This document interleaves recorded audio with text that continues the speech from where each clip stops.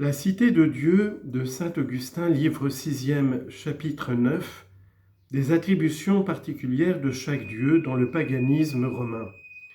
Que dire de ces attributions partagées entre les dieux d'une façon si minutieuse et si mesquine, et dont nous avons déjà tant parlé sans avoir épuisé la matière? Tout cela n'est-il pas plus propre à exciter les bouffonneries d'un comédien qu'à donner une idée de la divine majesté? Et si quelqu'un s'avisait de donner 2 nourrices à un enfant, l'une pour le faire manger et l'autre pour le faire boire, à l'exemple des théologiens qui ont employé 2 déesses pour ce double fils, Educa et Potina, ne le prendrait-on pas pour un fou qui joue chez lui une espèce de comédie?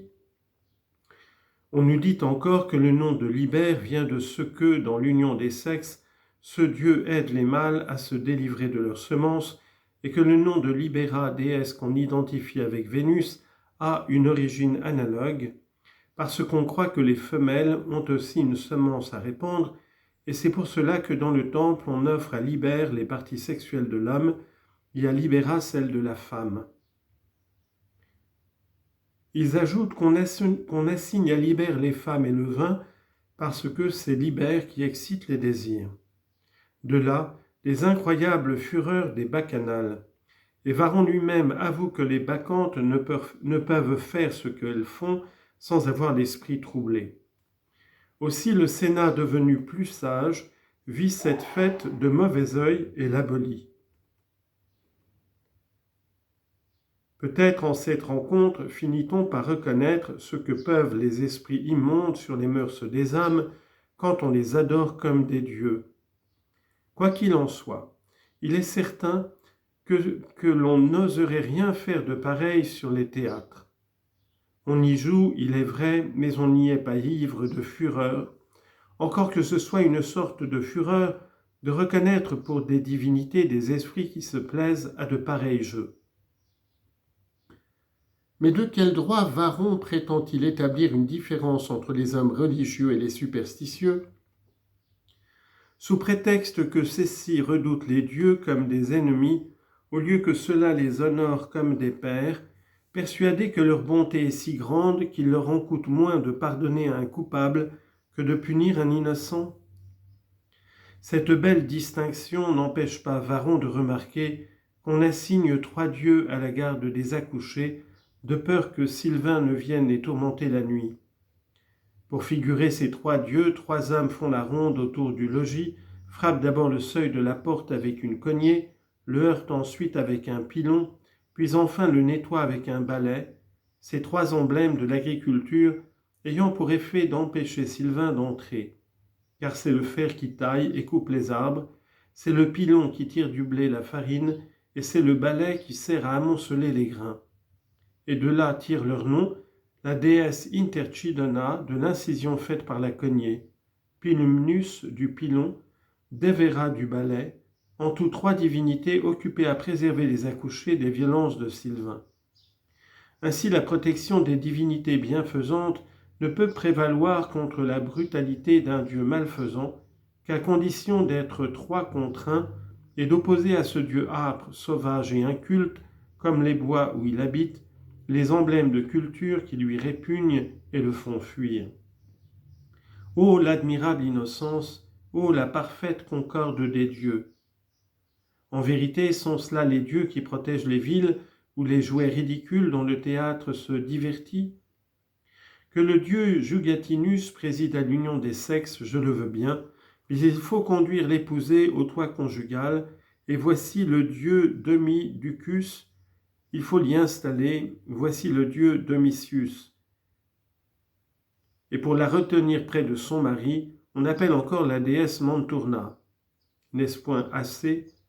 Épargnez de grâce la pudeur humaine, laissez faire le reste dans le secret, à l'ardeur de la chair et du sang. Pourquoi, quand les paranymphes eux-mêmes se retirent, remplir la chambre nuptiale d'une foule de divinités? Est-ce pour que l'idée de leur présence rende les époux plus retenus? Non. C'est pour aider une jeune fille faible et tremblante à faire le sacrifice de sa virginité. Voici en effet la déesse Virginiensis, qui arrive avec le père Subigus, la mère Préma, la déesse Pertunda, Vénus et Priape. Qu'est-ce à dire? S'il fallait absolument que les dieux vinssent en aide à la besogne du mari, un seul dieu ne suffisait-il pas, ou même une seule déesse? N'était-ce pas assez de Vénus, puisque c'est elle dont la puissance est, dit-on, nécessaire pour qu'une femme cesse d'être vierge? S'il reste aux hommes une pudeur que n'ont pas les dieux, les mariés à la seule pensée de tous ces dieux et de toutes ces déesses qui viennent les aider à l'ouvrage, n'éprouveront-ils pas une confusion qui diminuera l'ardeur d'un des époux et accroîtra la résistance de l'autre? D'ailleurs, si la déesse Virginiensis est là pour dénouer la ceinture de l'épousée, le dieu Subigus pour la mettre au bras du mari, la déesse Préma pour la maîtriser et l'empêcher de se débattre, à quoi bon encore la déesse Pertunda? Qu'elle rougisse, qu'elle sorte, qu'elle laisse quelque chose à faire au mari, car il est inconvenant qu'un autre que lui s'acquitte de cet office. Aussi bien, si l'on souffre sa présence, c'est sans doute qu'elle est déesse, car si elle était divinité mâle, si elle était le dieu Pertundus, le mari alors, pour sauver l'honneur de sa femme, aurait plus de sujets d'appeler au secours contre lui que les accouchés contre Sylvain. Mais que dire d'une autre divinité, cette fois trop mâle, de Priape, qui reçoit la nouvelle épousée sur ses genoux obscènes et monstrueux, suivant la très décente et très pieuse coutume des matrones? Nos adversaires ont beau jeu après cela d'épuiser les subtilités pour distinguer la théologie civile de la théologie fabuleuse, la cité du théâtre, les temples de la scène, les mystères sacerdotaux des fictions poétiques, comme on distinguerait l'honnêteté de la turpitude, la vérité du mensonge, la gravité du badinage, le sérieux du bouffon, ce qu'on doit rechercher de ce qu'on doit fuir. Nous devinons leurs pensées. Ils ne doutent pas au fond de l'âme que la théologie du théâtre et de la fable ne dépendent de la théologie civile et que les fictions des poètes ne soient un miroir fidèle de la théologie civile vient se réfléchir. Que font-ils donc? N'osant condamner l'original, ils se donnent carrière à réprouver son image, afin que les lecteurs intelligents détestent à la fois le portrait et l'original. Les dieux au surplus trouvent le miroir si fidèle qu'ils se plaisent à s'y regarder. Et qui voudra bien les connaître devra étudier à la fois la théologie civile où sont les originaux et la théologie fabuleuse où sont les copies. C'est pour cela que les dieux ont forcé leurs adorateurs sous de terribles menaces à leur dédier les infamies de la théologie fabuleuse, à les solenniser en leur honneur et à les mettre au rang des choses divines, par où ils ont laissé voir clairement qu'ils ne sont que des esprits impurs, et qu'en faisant d'une théologie livrée au mépris d'une dépendance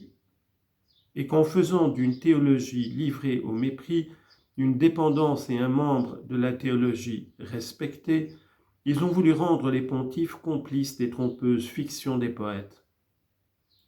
De savoir maintenant si la théologie païenne comprend encore une troisième partie, c'est une autre question.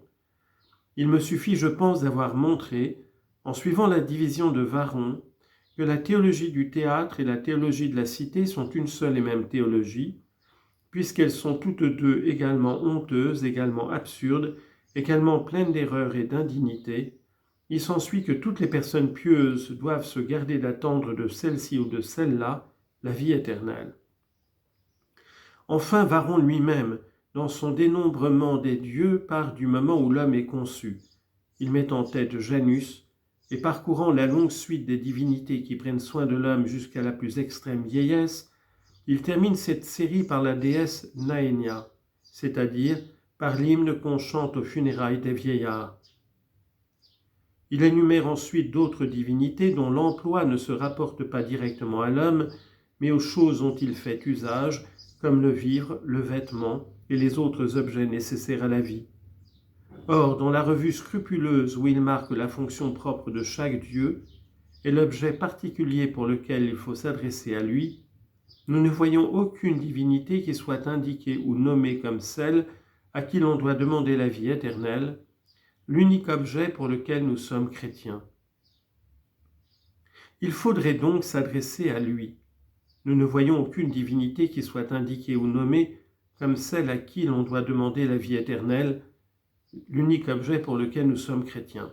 Il faudrait donc avoir l'esprit singulièrement dépourvu de clairvoyance pour ne pas comprendre que quand Varron développe et met au grand jour avec tant de soin la théologie civile, quand il fait voir sa ressemblance avec la théologie fabuleuse et donne enfin assez clairement à entendre que cette théologie si méprisable et si décriée est une partie de la théologie civile, son dessein est d'insinuer aux esprits éclairés qu'il faut les rejeter toutes deux et s'en tenir à la théologie naturelle, à la théologie des philosophes dont nous parlerons ailleurs plus amplement, au lieu convenable et avec l'assistance de Dieu.